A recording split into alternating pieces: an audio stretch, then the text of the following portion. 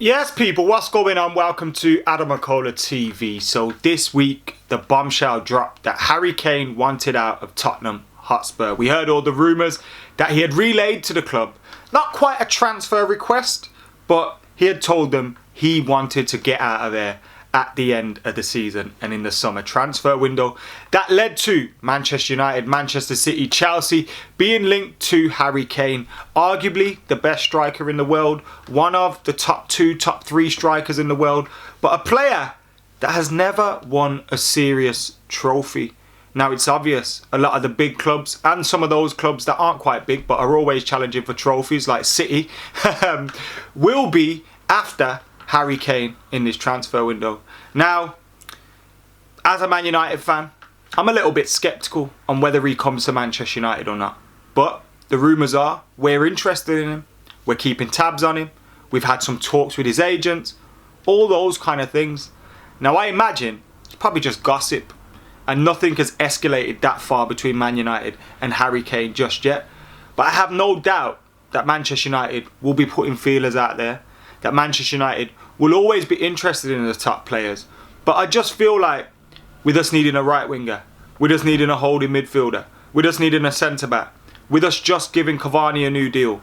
And I know Harry Kane is better than any striker we've got and he would start for Man United week in, week out. But with us having other priorities, I just kind of feel like it's probably not going to happen.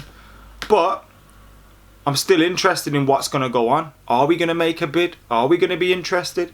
It's certainly something you'd expect Manchester United to do, wouldn't you? Whether it comes to fruition or not. But Harry Kane has been speaking about leaving the club. And he's been speaking about it in an interview with Gary Neville.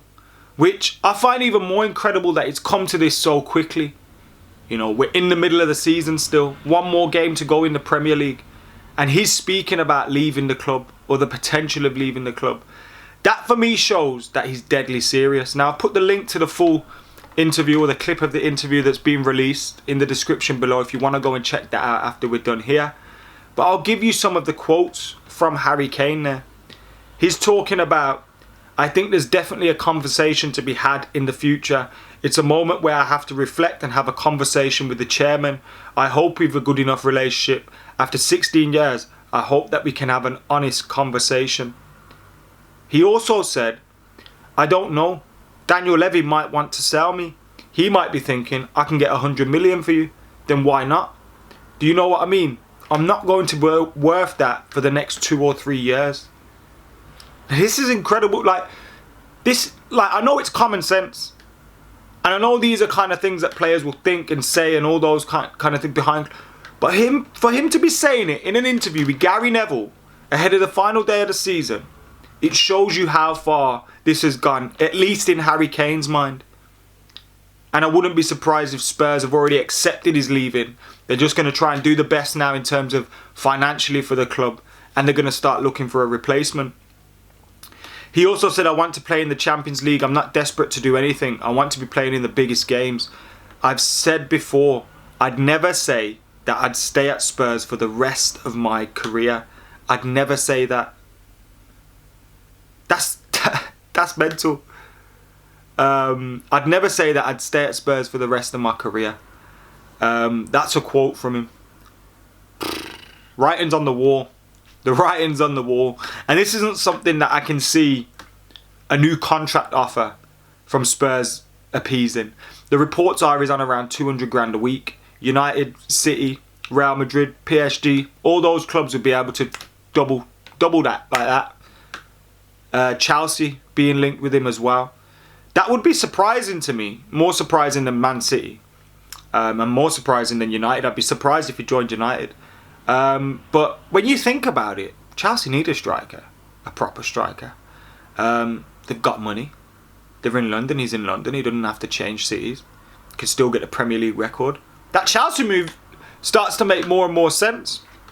Obviously, you've got the London rivalry between the two clubs.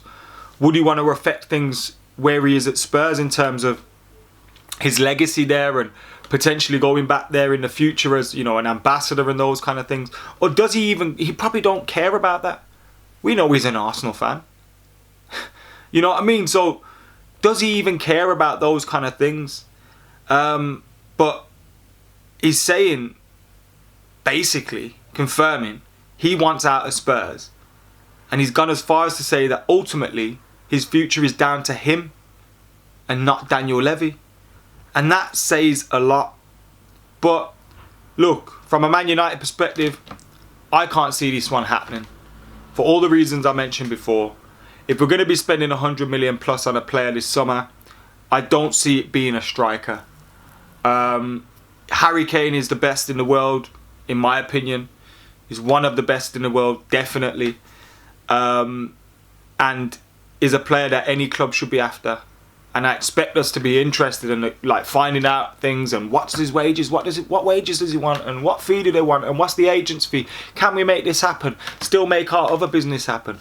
Are there any other options you'd rather take at right wing or holding mid, which are a bit cheaper, which could, you know, I can see those kind of negotiations going down, but in behind the scenes, but I can't see it actually coming to fruition, and I can't see United, you know, looking to go into a bidding war with Manchester City, PSG, those kind of clubs.